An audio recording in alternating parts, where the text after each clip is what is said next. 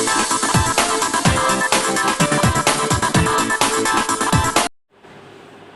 Students, welcome back to Ekta commerce classes. Business studies +2 की class हम लोग कर रहे हैं।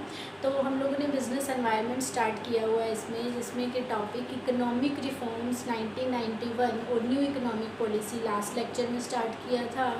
उसके कुछ स्टेप्स पढ़ने वाले हैं आज हम, स्टेप्स ऑफ इकोनॉमिक रिफॉर्म्स। तो इकोनॉमिक रिफॉर्म्स की वीडियो जिसने भी ना देखी हो, जो देखना चाहता हो, वो आई बटन पर क्लिक करके चेक कर सकता है।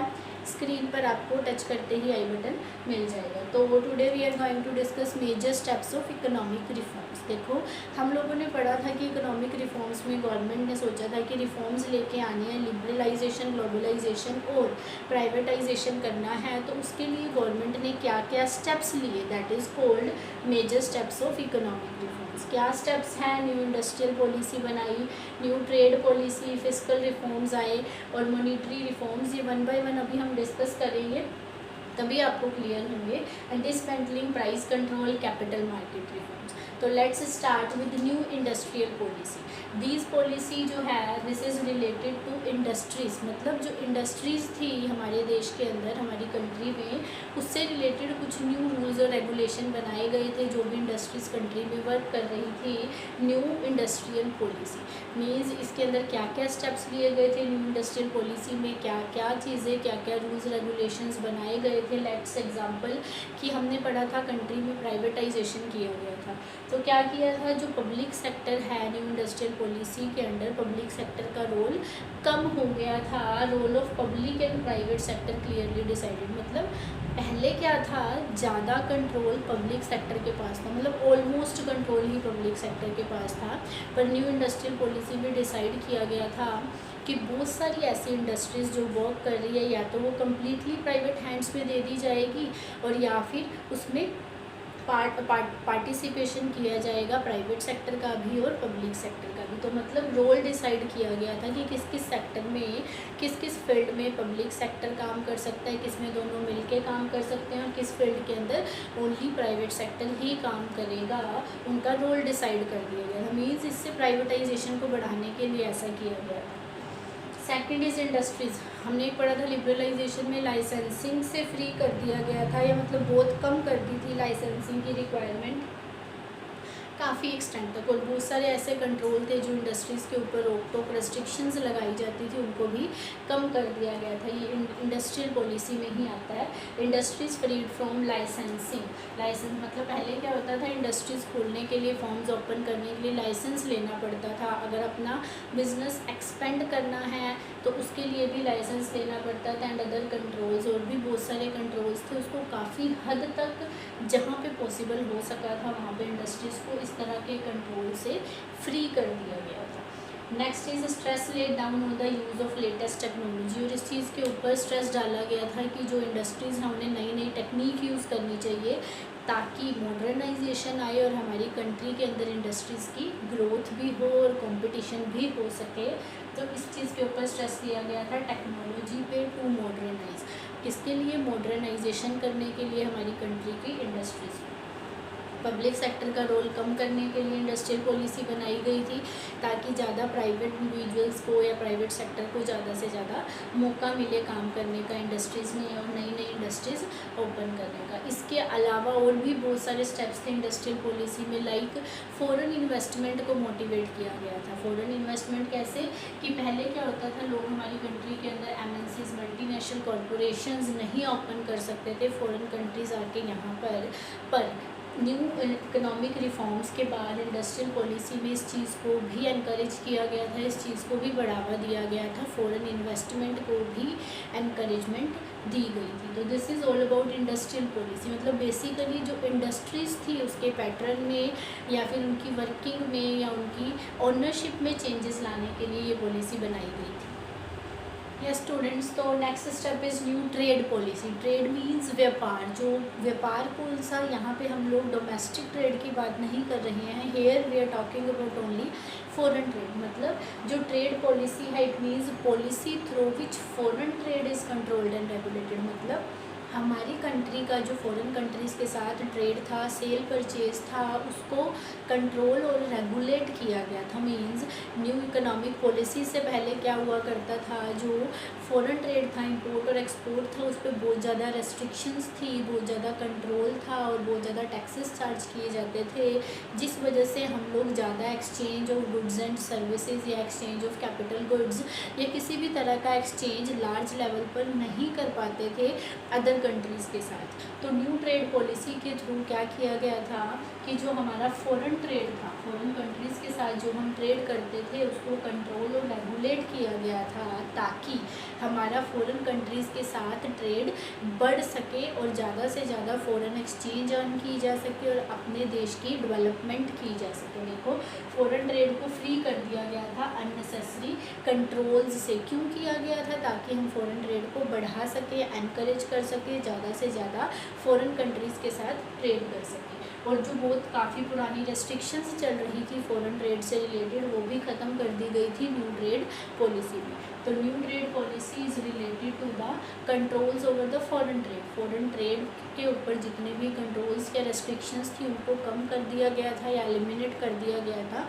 That depends upon the different trades.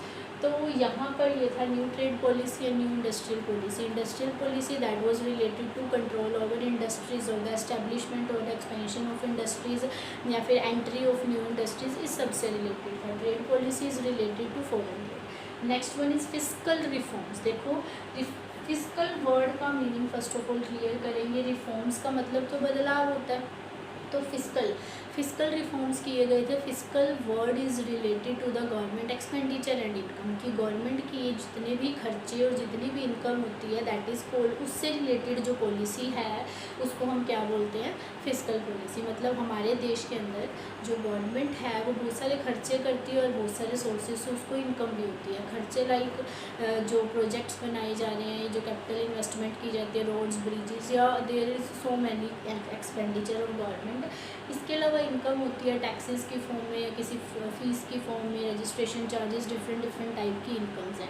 तो जब इन दोनों की बात की जाती है, गवर्नमेंट के एक्सपेंडिचर और इनकम की, that is called fiscal policy. क्या हुआ करता था हमारे देश के अंदर? फिस्कल डिफिसिट, एक वर्ड है फिस्कल डिफिसिट, मतलब गवर्नमेंट को काफ़ी नुकसान हुआ करता था। ये कब आता है फिस्कल डिफिसिट?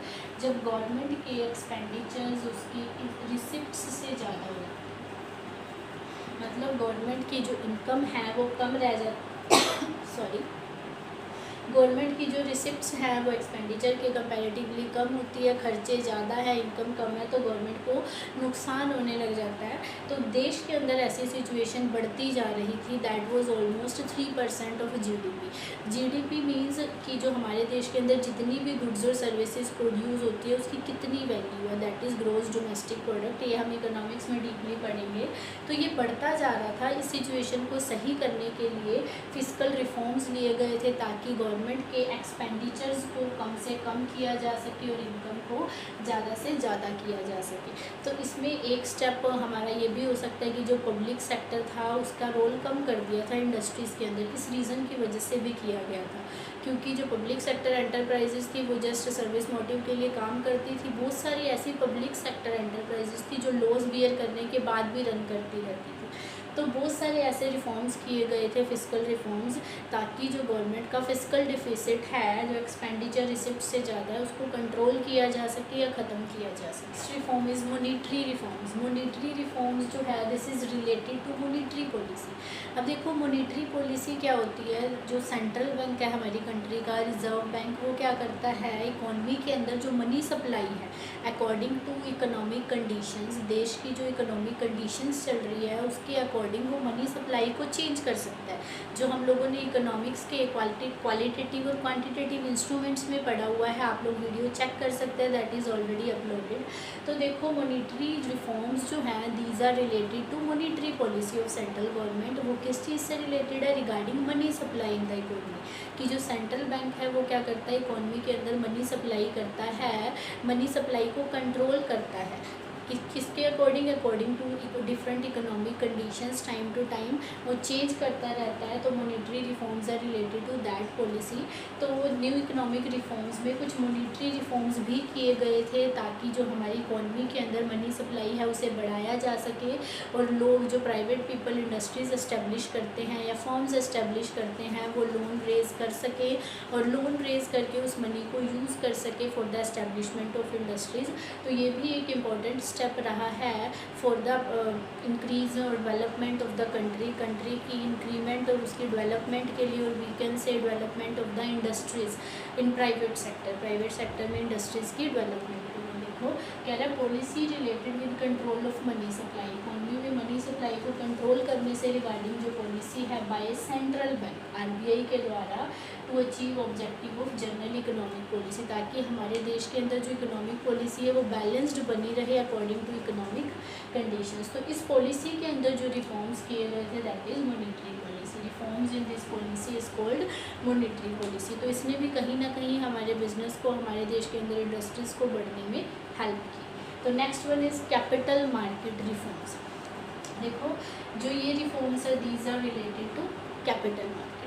अब कैपिटल मार्केट क्या है? मार्केट का हमें पता है कि जहाँ पे हम सेल या परचेज करते हैं किसी भी चीज़ का। Here we are talking about capital, मतलब वो मार्केट जहाँ पर गुड्स और सर्विसेज का नहीं, सिक्योरिटीज़ का, शेयर्स एंड डिबेंचर्स का सेल और परचेज होता है।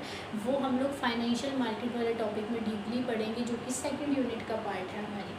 तो कैपिटल मार्केट इस बुक का सेकंड पार्ट है बिजनेस का, उसका एक हिस्सा है फाइनेंशियल मार्केट। तो कैपिटल मार्केट आपने सिंपली ये ध्यान रखना है वो मार्केट जहाँ पे सिक्योरिटीज़ मीन्स शेयर्स और डिबेंचर्स या बॉन्ड्स का सेल परचेज किया जाता है, दैट इज़ कैपिटल मार्केट। तो कैपिटल मार्केट से रिलेटेड भी काफ़ी रिफॉर्म्स किए गए थे। देखो पहले क्या हुआ करता था कि जो नई कंपनीज आती थी उन्हें शेयर्स इशू करने के लिए काफ़ी रेस्ट्रिक्शंस थी, वो इजीली शेयर्स इशू नहीं कर सकती थी फ्रॉम पब्लिक, लोगों से पैसा कलेक्ट नहीं कर सकती थी शेयर्स इशू करके। पर कैपिटल मार्केट रिफॉर्म्स के बाद ऐसे बहुत से चेंजेस लाए गए थे जिस वजह से जिसके कारण कंपनी आसानी से शेयर्स इशू करके लोगों से पैसा कलेक्ट कर सकती थी। अब ये जो शेयर्स की डीलिंग होती है कैपिटल मार्केट के थ्रू होती है, प्राइमरी और सेकेंडरी मार्केट इसके दो हिस्से हैं। तो इस कैपिटल मार्केट को कंट्रोल करने के लिए भी क्या किया गया था? इकोनॉमिक रिफॉर्म्स के बाद कैपिटल मार्केट रिफॉर्म्स में सेबी बनाया गया था। SEBI mean securities and exchange board of India, that is for the purpose to control capital market. किस लिए था? ये कैपिटल मार्केट को कंट्रोल करने का फंक्शन करता था डिफरेंट टाइप के कंट्रोल्स, मतलब कोई धोखेबाजी ना हो, जो ट्रेडिंग है वो प्रॉपर तरीके से चलती रहे। तो इसने कहीं ना कहीं हमारी कैपिटल मार्केट को एक्सटेंड होने में हेल्प की, कंपनीज़ के शेयर्स इशू करके मनी कलेक्ट करने में बहुत ज़्यादा हेल्प की। इसके बाद जो ये हमारे शेयर्स और डिबेंचर्स होते हैं, इस पे शेयर्स पे जो डिविडेंड दिया जाता है और डिबेंचर्स पे जो इंटरेस्ट दिया जाता है, इससे रिगार्डिंग काफ़ी रेस्ट्रिक्शंस हुआ करती थी। ये पहले किसी और बेस पे डिसाइड होता था पर वो रेस्ट्रिक्शंस को हटा दिया गया था। मीन्स जो ये इंटरेस्ट और डिविडेंड है दिस टोटली डिपेंड्स, अब ये किस पे डिपेंड करता है? उन शेयर्स की डिमांड और सप्लाई पे। जितनी ज़्यादा डिमांड और सप्लाई होगी उतना ज़्यादा इंटरेस्ट और डिविडेंड पे किया जाता है। तो इस चीज़ ने हमारी बहुत ज़्यादा हेल्प की हमारी कंट्री की इंडस्ट्रीज़ को, हमारी कंट्री की कंपनीज़ को ग्रो करने में, जिसने इनडायरेक्टली हमारी कंट्री की ग्रोथ में हेल्प की। कैपिटल मार्केट रिफॉर्म्स किससे रिलेटेड है? कैपिटल मार्केट से रिलेटेड, जहाँ पे शेयर्स और डिबेंचर्स मीन्स सिक्योरिटीज़ इशू की जाती है। स्टूडेंट्स, तो last one is dismantling price control. देखो प्राइस कंट्रोल का मतलब क्या होता है कि पहले गवर्नमेंट सोचा करती थी कि जो प्राइस गवर्नमेंट के द्वारा डिसाइड किया जाता है प्रोडक्ट्स उसी प्राइस पे ही सेल होने चाहिए मार्केट में। पर जो इस स्टेप के अंदर गवर्नमेंट ने क्या है ऐसा स्टेप लिया था कि जो प्राइस कंट्रोल है उसको ख़त्म किया जा सके, मतलब जो प्राइस है उस पर किसी तरह का कोई कंट्रोल नहीं रहेगा। ऐसा नहीं है कि जो गवर्नमेंट ने प्राइस डिसाइड करना है वो उसी प्राइस पे ही मार्केट में प्रोडक्ट को सेल करेगा। वो अपना खुद का प्राइस अपनी क्वालिटी के अकॉर्डिंग या फिर प्रोडक्ट की क्वालिटी या फिर अपनी कॉस्ट के अकॉर्डिंग प्राइस को डिसाइड कर सकता है। मतलब इसमें क्या स्टेप लिया गया था? To remove price control. Price का जो कंट्रोल है वो गवर्नमेंट के हैंड में नहीं, जबकि जो सेलर है या जो प्रोड्यूसर है उसके हाथ में रहेगा कि उसने कितने पे प्राइस को सेल करना है according to cost and the other charges, जितने भी उसके खर्चे लगे हैं या फिर उसको कितना प्रॉफिट होना चाहिए उसके अकॉर्डिंग वो खुद प्राइस को सेट कर सकता है। तो इसमें एक मेजर स्टेप लिया गया था कि जो प्राइस कंट्रोल है वो गवर्नमेंट के हाथ में ना रहकर जो प्रोड्यूसर है उसके हाथ में रहे। और ये जो डिसमेंटलिंग प्राइस कंट्रोल वाला रिफॉर्म था ये स्पेशली किन प्रोडक्ट्स के रिलेशन में था, लाइक फर्टिलाइजर्स। क्या होता था, बहुत सारे ऐसे फर्टिलाइजर्स थे, गवर्नमेंट सोचती थी कि ये जो प्रोडक्ट है ये फर्टिलाइजर से इतने रेट पे सेल होना चाहिए, इवन जो प्रोड्यूसर था उसको उससे कोई बेनिफिट नहीं मिलता था, जिससे कि उसको लॉस बियर करना पड़ सकता था। तो इसीलिए ये प्राइस कंट्रोल को ख़त्म करने का स्टेप लिया गया था। और भी स्टेप्स हैं, लाइक स्टील है, आयरन है, पेट्रो प्रोडक्ट्स है, इसके अलावा कुछ सीड्स हैं उसके केस में भी। तो इन सब के केस में ये स्टेप लिया गया था कि जो प्राइस कंट्रोल है that should be fully removed और पूरी तरह ख़त्म होना चाहिए। और जो इन प्रोडक्ट से रिलेटेड कुछ इम्पोर्ट रेस्ट्रिक्शंस थी उसको भी ख़त्म कर दिया गया था, ताकि ये प्रोडक्ट ज़्यादा से ज़्यादा लोगों को मिल सके। और हमारे देश के अंदर देखो, हम फर्टिलाइज़र्स की बात करते हैं तो जो फर्टिलाइज़र्स अगर हम ज़्यादा अच्छे इंपोर्ट करते हैं तो उससे हमारे एग्रीकल्चर प्रोडक्ट्स पे इफेक्ट पड़ता है, वो इंक्रीज़ किया जा सकता है एग्रीकल्चर प्रोड्यूस। तो ये कहीं ना कहीं देश की इकोनॉमिक डेवलपमेंट में, ग्रोथ में हेल्प करता है। तो ये हम लोगों ने 6 स्टेप्स पढ़े, that is very important under the new economic reforms for the growth and the development of the country की ग्रोथ और डेवलपमेंट के लिए, उसकी इंडस्ट्रीज़ की ग्रोथ के लिए, लिबरलाइजेशन, प्राइवेटाइजेशन और ग्लोबलाइजेशन के लिए ये 6 स्टेप्स बहुत ज़्यादा इंपॉर्टेंट थे। इसीलिए गवर्नमेंट ने ये स्टेप लिए थे अंडर न्यू इकोनॉमिक रिफॉर्म्स। तो आई थिंक आप सबको ये टॉपिक क्लियर हो गया होगा। अगर कोई डाउट रहता है तो कमेंट सेक्शन में आप लोग पूछ सकते हो। Thank you, have a nice day.